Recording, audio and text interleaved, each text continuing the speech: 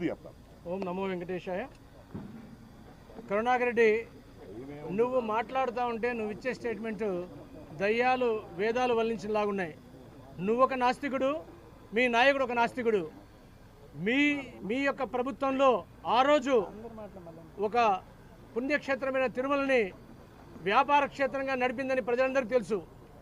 అలాగే రాముని తలనరికినా, రథం కాలిపోయినా, ఎన్నో గుళ్ళు ధ్వంసమైనా నువ్వు కానీ నాస్తికుడు, నీ నాయకుడు జగన్మోహన్ రెడ్డి ఇద్దరు కూడా ఏ రోజు ఏ ఒక్క ఆ తప్పు చేసిన వాళ్ళని పట్టుకోలేకపోయారు 5 సంవత్సరాల్లో. భగవంతుని మీద మీకు భక్తి ఎంత ఉందో, నీకెంతుందో తిరుపతి ప్రజలకు తెలుసు. నువ్వు ఏ రోజు నల్లరాయి, ఈ నల్లరాయికి ఏముందని చెప్పిన ప్రతి మాట ప్రతి తిరుపతి ప్రజలకు తెలుసు. అలాగే జగన్మోహన్ రెడ్డి గారికి చెప్పులు వేసుకొని గుళ్ళో ప్రవేశించాలనుకున్న ఆయనకు వెంకటేశ్వర స్వామి మీద భక్తి ఎంతో తెలుసు.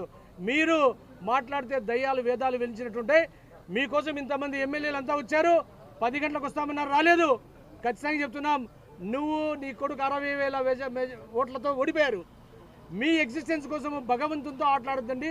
భగవంతునితో ఆటలాడిన వాళ్ళు పైన కలిసిపోయినారు.